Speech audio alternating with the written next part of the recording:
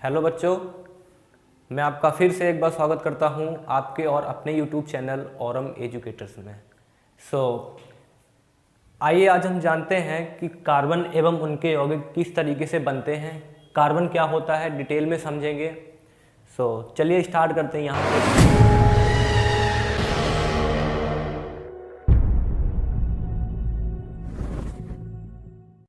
पे। सबसे पहले हम आपको बता दें कि यौगिक और तत्व में क्या फ़र्क होता है। जैसे बहुत लोगों के मन में ये चलता होगा कि सर यौगिक क्या होता है, तत्व क्या होता है। तो देखिए बेटा, जो यौगिक होता है वो किसी दो तत्व से मिलकर यौगिक बनता है। जैसे कि तत्व क्या होता है वो समझ लीजिए पहले। तत्व होता है जैसे hydrogen, oxygen, nitrogen, fluorine, chlorine. ये जो सारे हैं ये हमारे क्या हैं, ये तत्व हैं, एलिमेंट हैं। यानी कि ऐसे समझ लीजिए जो भी जितना आवर्त सारणी में भरा हुआ है, जो भी पीरियोडिक टेबल में भरा हुआ है, वो सारा क्या है, वो सारा तत्व है, एलिमेंट है।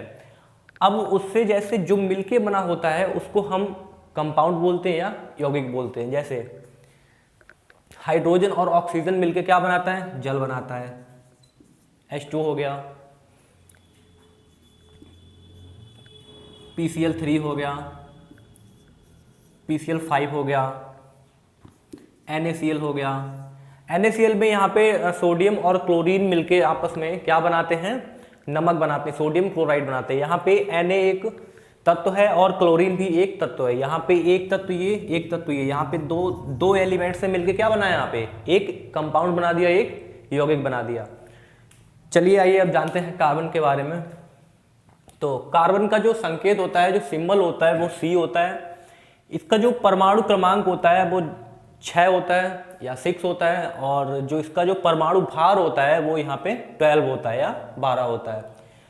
तो जो परमाणु क्रमांक इसका होता है उसको हम Z से प्रदर्शित करते हैं या Z से डिनोट करते हैं, और जो इसका जो परमाणु भार होता है उसको हम A से डिनोट करते हैं या A से प्रदर्शित करते हैं। तो परमाणु क्रमांक जो होता है उसमें क्या क्या पाया जाता है, जो परमाणु क्रमांक होता है उसमें इलेक्ट्रॉन की संख्या प्लस प्रोटॉन की संख्या देखने को मिलती है हमें, या इलेक्ट्रॉन की संख्या प्लस प्रोटॉन की संख्या पाई जाती है। उसके बाद हम बात करते हैं परमाणु भार की। जो परमाणु भार हमारा होता है 12, इसमें क्या क्या मिलता है हमें देखने को, इसमें प्रोटॉन की संख्या प्लस न्यूट्रॉन की संख्या देखने को मिलती है। परमाणु क्रमांक होता है वो 6 होता है, उसमें इलेक्ट्रॉन की संख्या प्लस प्रोटॉन की संख्या देखने को मिलती है। और जो परमाणु भार होता है वो हमारा 12 होता है, 12 होता है, उसमें प्रोटॉन की संख्या प्लस न्यूट्रॉन की संख्या देखने को मिलती है।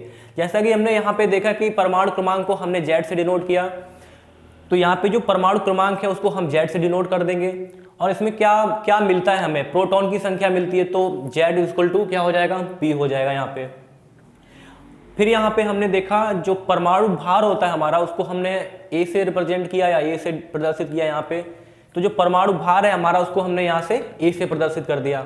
अब इसमें हमें प्रोटॉन प्लस न्यूट्रॉन की संख्या जो है वो देखने को मिलती है, तो हमने यहाँ पे P प्लस N कर दिया। अब देखिए, अब यहाँ पे जो Z की वैल्यू है वो P है, तो यहाँ पे P की जगह हम Z की वैल्यू रख सकते हैं, तो यहाँ पे P की जगह हमने क्या रख दिया, Z रख दिया। तो हमारा ये फॉर्मूला बन गया। इसी से फॉर्मूले से अगर हमें परमाणु क्रमांक निकालना होगा वो भी हम निकाल लेंगे, परमाणु भार निकालना होगा वो भी हम निकाल लेंगे।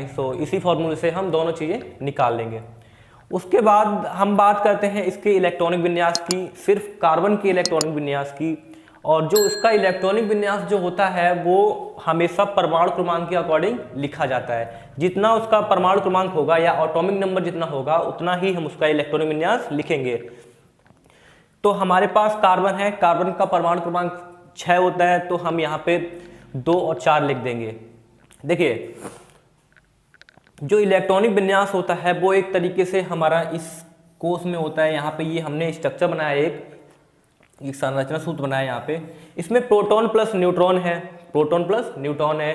इसके जो ये हो गया पहला वाला कक्षक, हमारा पहला कक्षक, और जो हमारा ये हो गया दूसरा कक्षक। तो जैसा कि आप लोगों को पता है कि यस ब्लॉक पहले यस आता है, फिर पी आता है, फिर डी आता है, फिर एफ आता है। तो यस में अधिकतम 2 इलेक्ट्रॉन रह सकते हैं, तो यहाँ पे हमने इस तरीके से 2 इलेक्ट्रॉन को क्या कर दिया, यस ब्लॉक में फिल कर दिया सबसे, क्योंकि सबसे पहले यस वाला जो कक्षक है वो आता है। फिर क्या किया हमने, इसको हम कोष बोलते हैं, सेल भी बोलते हैं, एनर्जी लेवल भी बोलते हैं, यानी कि ऊर्जा स्तर भी बोलते हैं। ये हो गया हमारा पहला कोष, ये हो गया हमारा दूसरा कोष। तो पहले कोष में हमारे पास 2 इलेक्ट्रॉन हैं और जो दूसरा कोष है उसमें हमारे पास 4 इलेक्ट्रॉन है। देखिए पहले कोष में आप, ये पहला कोष हो गया, या इसको कक्षक भी बोलते हैं, इसको कक्षक भी बोलते हैं या ऑर्बिटल भी बोलते हैं इसको इंग्लिश में। तो हमारे पास यहाँ पे हमारा ये पहला जो कक्षक है या पहला कोष है, तो इसमें हमने 2 इलेक्ट्रॉन फिल कर दिए। और जो हमारा जो सेकेंड वाला जो कक्षक है उसमें हमारे पास 4 इलेक्ट्रॉन्स हैं, तो हमने यहाँ पे 4 इलेक्ट्रॉन क्या किए, प्रदर्शित कर दिए। तो इस तरीके के ये हो गया इसका इलेक्ट्रॉनिक विन्यास। अब नेक्स्ट टॉपिक देखते हैं, नेक्स्ट टॉपिक क्या है हमारा। इसमें थर्ड टॉपिक हमारा है कार्बनिक यौगिक के तत्व। जो कार्बनिक यौगिक के जो तत्व हैं, यानी कि इतने तत्व, carbon, hydrogen, oxygen, nitrogen and halogen. देखिए हाइलोजन जो होता है उसको हम एक्स से प्रदर्शित करते हैं, एक्स से प्रदर्शित करते हैं हाइलोजन। अब बहुत से लोगों के मन में ये क्वेश्चन उठेगा कि सर हाइलोजन होते क्या है। तो हाइलोजन ये हमने लिख दिया यहाँ पे, फ्लोरीन, क्लोरीन, ब्रोमीन, आयोडीन। एक होता है एक्स्ट्राटीन, उसके जो कंपाउंड होते हैं वो रेडियो एक्टिव होते हैं और उसके कंपाउंड बहुत रेयर होते हैं, इसलिए हम उसको यहाँ काउंट नहीं करते हैं। तो यहाँ पे अब हम देख लेंगे, हमें अगर ऑर्गेनिक केमिस्ट्री पढ़नी है तो इतने तत्वों का अध्ययन होना चाहिए, इतने ही तत्वों के बीच में हम खेलते हैं ऑर्गेनिक केमिस्ट्री में। अब इसका नेक्स्ट टॉपिक देखते हैं कि लुईस बिंदु संकेत। इसका लुईस बिंदु संकेत जो होता है वो क्या होता है। देखिए लुईस बिंदु संकेत जो होता है उसका मीन्स होता है कि इलेक्ट्रॉन भरने का तरीका। जो लुईस बिंदु संकेत होता है या लुईस डॉट स्ट्रक्चर होता है इसका, वो होता है इलेक्ट्रॉन भरने का तरीका। तो यहाँ पे इसके पास कितने इलेक्ट्रॉन हैं, लुईस बिंदु संकेत में हम इसके जो भाइतम कोष के जो इलेक्ट्रॉन होते हैं उसकी बात करते हैं। जो भाइतम कोष का मतलब होता है जो उसके लास्ट वाले ऑर्बिटल, जो लास्ट वाला कक्षक होता है उसको हम देखते हैं। तो हमारे पास कार्बन के लास्ट वाले कक्षक में कितने इलेक्ट्रॉन हैं, 4 इलेक्ट्रॉन। तो हमने यहाँ पे 4 इलेक्ट्रॉन क्या किए, दिखा दिए। हाइड्रोजन होता है, इसका परमाणु क्रमांक 1 होता है, तो इसके पास 1 इलेक्ट्रॉन होता है। एक चीज हमेशा ध्यान रखिए, जो हाइड्रोजन होता है वो अपने पास 2 से ज्यादा इलेक्ट्रॉन नहीं रख सकता कभी भी। हाइड्रोजन एक ऐसा, पूरी आवर्त सारणी में ऐसा एक पहला तत्व है जिसके पास ओनली सिर्फ 2 इलेक्ट्रॉन्स होते हैं, बाद बाकी सभी एलिमेंट्स के पास 8 इलेक्ट्रॉन होते हैं, वो अपना ऑक्टेट हमेशा पूरा करते हैं। चलिए यहाँ पे ऑक्सीजन का देख लीजिए। ऑक्सीजन का यहाँ पे, ऑक्सीजन का जो परमाणु क्रमांक होता है वो 8 होता है। यहाँ पे परमाणु क्रमांक 8 होगा तो हम 2 6 लिखेंगे, तो इसके जो भाइतम कोष में इलेक्ट्रॉन होंगे वो कितने होंगे, 6। तो यहाँ पे हमने 1 2 3 4 5 6 इलेक्ट्रॉन दिखा दिए। देखिए इलेक्ट्रॉन भरने का तरीका बता दूं आपको एक बार।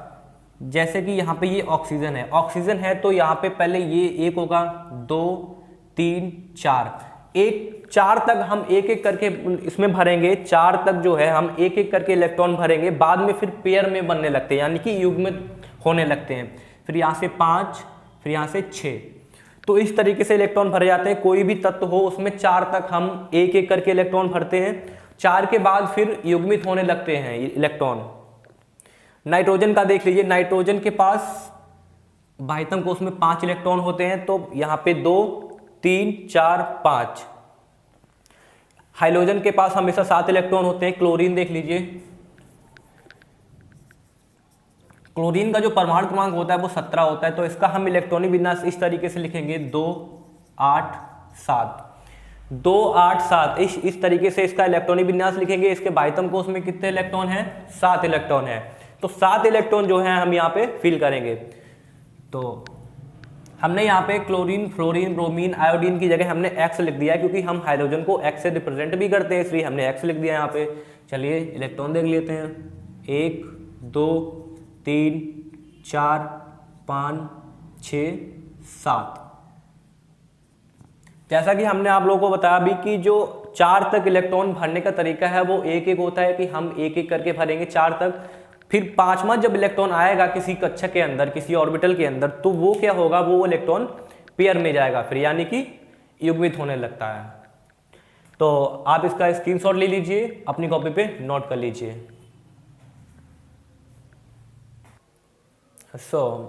अभी तक हमने इसका लुईस डॉट स्ट्रक्चर जो है यानी कि लुईस बिंदु संकेत जो है वो देखा था। अब इसका जो नेक्स्ट टॉपिक आता है वो हमारा आता है संयोजकता यानी कि बैलेंसी। देखिए संयोजकता जो होता है उसको हम बंद बनाने की क्षमता, जो बंद बनाने की क्षमता का मीन्स ये होता है कि जैसे जो कार्बन है वो कितने बंद बना सकता है, ये हमारी संयोजकता बताएगी कि कार्बन हमारा कितने बंद बना सकता है। हाइड्रोजन कितना बॉन्ड बना सकता है ये कौन बताएगा, संयोजकता बताएगी कि हाइड्रोजन कितने बॉन्ड बना सकता है। देखिए अब एक चीज और, यहाँ पे जो बॉन्ड बनाते हैं वो जो बॉन्ड संयोजकता में जो भाग लेते हैं वो अयुग्मित इलेक्ट्रॉन की संख्या जो होती है वो ही बॉन्ड बनाती है। जो अयुग्मित इलेक्ट्रॉन की संख्या होती है वही बॉन्ड बनाती है। यानी कि भाई ऐसे समझिए कि बॉन्ड का मतलब जिसकी शादी नहीं हुई है वही तो बंधन करेगा ना, वही तो बॉन्ड बनाएगा ना। तो इस तरीके से यहाँ पे जो अनपेयर इलेक्ट्रॉन होता है यानी कि अयुग्मित इलेक्ट्रॉन होता है वही बॉन्ड बनाएगा ना। तो जैसे कि यहाँ पे जो कार्बन होता है इसके पास 4 इलेक्ट्रॉन होते हैं, हमने देखा है पीछे वाले कंसेप्ट में 4 इलेक्ट्रॉन होते हैं। अब जैसे कि यहाँ पे एक इलेक्ट्रॉन ये बॉन्ड बनाएगा, यहाँ से ये बनाएगा, यहाँ से ये बनाएगा, यहाँ से ये बनाएगा। जैसा कि हमने यहाँ पे नीचे लिख भी दिया है कि कार्बन में बंध, जो कार्बन होता है उसमें किस टाइप का बंध पाया जाता है, तो कार्बन जो होता है उसमें सहसंयोजी बंध पाया जाता है। कौन सा, सहसंयोजी बंध। यहाँ पे क्या आप देखिए सहसंयोजी बंध होता क्या है इसको हम समझ लेते हैं। यहाँ पे जब किन्हीं 2 परमाणुओं के मध्य, यानी कि जब किन्हीं 2 परमाणुओं के मध्य की साझेदारी से बना बंध सहसंयोजी बंध कहलाता है। यानी कि जब कोई 2 परमाणु है हमारे पास, मान लीजिए हमारे पास Na+ है, Cl- है, Na+ Cl- है, तो यहाँ पे हम ये NaCl बनाएगा। तो इसने क्या किया, इससे इसने साझेदारी किया, तब यहाँ पे क्या NaCl बनाया यहाँ पे। तो यहाँ पे जो कार्बन परमाणु के संयोजी कोष में 4 इलेक्ट्रॉन होते हैं। हमेशा ध्यान रखिए, पिछले वाले टॉपिक में बताया भी है कि हाइड्रोजन को छोड़ के हर एक एलिमेंट अपना ऑक्टेट पूरा करना चाहता है, यानी कि अष्टक पूरा करना चाहता है। अपने लास्ट वाले ऑर्बिटल में, लास्ट वाले कोष में क्या करना चाहता है, यानी कि 8 इलेक्ट्रॉन पूरे करना चाहता है। तो अब जो कार्बन होता है उसके बाह्यतम कोष में या लास्ट वाले कक्षक में कितने इलेक्ट्रॉन होते हैं, 4 इलेक्ट्रॉन होते हैं। यानी कि 4 इलेक्ट्रॉन होते हैं तो ये 4 बॉन्ड बनाएगा। तो यहाँ पे 4 इलेक्ट्रॉन होते हैं। अब इसे अपना अष्टक पूरा करने के लिए कितने इलेक्ट्रॉन चाहिए, 4 इलेक्ट्रॉन की क्या होती है, आवश्यकता होती है। अगर इसको 4 इलेक्ट्रॉन की आवश्यकता है तो ये 4 इलेक्ट्रॉन जब किसी अदरवाइज एलिमेंट से लेगा तब ये 4 इलेक्ट्रॉन तब अपना ये ऑक्टेट पूरा करेगा ना।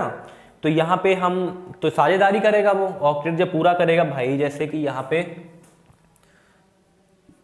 Na का सपोज डेट कितना है, यहाँ Na11 होता है, Cl होता है हमारा 17। अब देखिए अब यहाँ पे इसका हम लिखेंगे परमाणु क्रमांक 2, 8, 1। इसका Cl का लिखेंगे हम 2, 8, 7। अब देखिए अब होता क्या है कि इसको अपना ऑक्टेट पूरा करने के लिए कितने इलेक्ट्रॉन चाहिए, 7 इलेक्ट्रॉन। इसको अपना ऑक्टेट पूरा करने के लिए कितने इलेक्ट्रॉन चाहिए, 1 इलेक्ट्रॉन चाहिए। तो जो ये वाला 1 इलेक्ट्रॉन है, इसको ये जो सोडियम है वो क्लोरीन को 1 इलेक्ट्रॉन अपना दे देगा। तो यहाँ पे इसका कितना बचेगा, यहाँ पे हो जाएगा ये इलेक्ट्रॉन जब एक डोनेट कर देगा तो यहाँ पे इसका 8 हो जाएगा। इसने अपना क्या किया, अष्टक पूरा किया, तो ये 1 बॉन्ड बनाएगा। तो इसी प्रकार से कार्बन को अपना ऑक्टेट पूरा करने के लिए कितने इलेक्ट्रॉन्स की जरूरत होती है, 4 इलेक्ट्रॉन्स की। तभी अपना क्या करेगा, पूरा अपना अष्टक पूरा करेगा। तो यहाँ पे ऐसे हाइड्रोजन का देख लीजिए, हाइड्रोजन के पास 1 बॉन्ड होता है तो ये 1 बॉन्ड बनाएगा। ऑक्सीजन के पास यहाँ पे कितने पेयर इलेक्ट्रॉन होते हैं, पेयर इलेक्ट्रॉन होते हैं 2। जो अनपेयर होते हैं वो होते हैं 2। तो जो बताया भी कि जो अनपेयर इलेक्ट्रॉन होंगे, जो अयुग्मित इलेक्ट्रॉन होंगे वही बॉन्ड बनाएंगे। तो यहाँ पे 1 बॉन्ड ये बनेगा, 1 बॉन्ड ये बनेगा। नाइट्रोजन के पास बाह्यतम कोष में 5 इलेक्ट्रॉन होते हैं तो इसका 1 तो पेयर हो जाएगा और 3 अनपेयर। तो ये कितने, 3 बॉन्ड बनाएगा। हाइड्रोजन के पास 7 इलेक्ट्रॉन होते हैं, 3 पेयर में जाएंगे और 1 अनपेयर, तो ये 1 बनाएगा बंध। तो इस तरीके से जो संयोजकता होती है वो बंध बनाने की क्षमता भी होती है। और बंध जो बनाता है हमेशा अयुग्मित इलेक्ट्रॉन की संख्या जो होती है वही बंध बनाता है। यानी कि जो लोन पेयर इलेक्ट्रॉन्स नहीं होंगे, जो अनपेयर इलेक्ट्रॉन्स होंगे, वही हमेशा बॉन्ड बनाते हैं, ये चीज ध्यान रखिए। चलिए अब देख लेते हैं कि बंध जो होते हैं बेसिकली वो कितने टाइप के होते हैं। तो बंध, हमारे बंध के प्रकार यहाँ पे हमने हेडिंग डाल रखी है, नेक्स्ट हेडिंग बंध के प्रकार। तो बंध जो होते हैं वो 3 प्रकार के होते हैं। बंध होते हैं 3 प्रकार के, कौन कौन से? आयनिक बंध, सहसंयोजी बंध और उपसहसंयोजी बंध। तो जो बंध, हमारे जो बंध के प्रकार होते हैं वो 3 प्रकार के होते हैं, आयनिक बंध, सहसंयोजी बंध और उपसहसंयोजी बंध।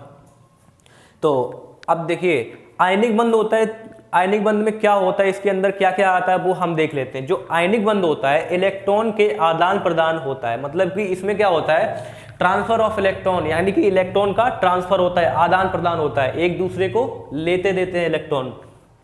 तो यहाँ पे जैसे कि ए पॉजिटिव कोई है, अब बी नेगेटिव को इसने क्या दिया, इलेक्ट्रॉन दिया, तो यहाँ पे ये एक बॉन्ड बनाएगा। यानी कि इसका मतलब ये हुआ कि इसने पूर्णतः अपना इलेक्ट्रॉन किसको दे दिया, बी को दे दिया।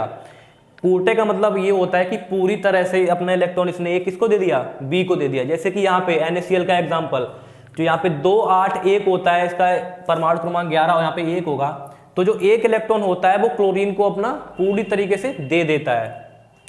इसी टाइप के आयनिक, तो ये जो हमारा यहाँ पे यौगिक बनेगा वो आयनिक यौगिक कहलाएगा या आयनिक कंपाउंड कहलाएगा। फिर उसके बाद हम बात करते हैं सहसंयोजी बंध। अब सहसंयोजी बंध क्या होता है? सहसंयोजी बंध जो होता है वो कार्बन में पाया जाता है, जैसा कि यहाँ पे डिस्क्राइब किया है। यहाँ पे ये कार्बन में क्या पाया जाता है, सहसंयोजी बंध। अब देखिए सहसंयोजी बंध के अंदर क्या आता है ये देखते हैं।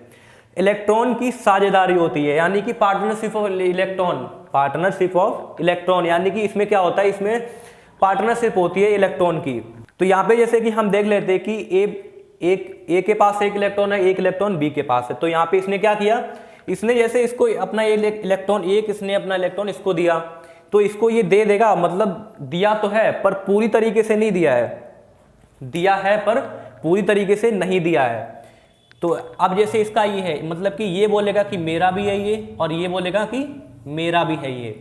तो इसका सहसंयोजक मतलब ये हुआ कि जैसे कि इसने इसको इलेक्ट्रॉन दिया तो, पर पूरी तरीके से नहीं दिया। अब हम बात कर लेते हैं तीसरे बंध की, उपसहसंयोजी बंध, यानी कि कोऑर्डिनेशन बॉन्ड।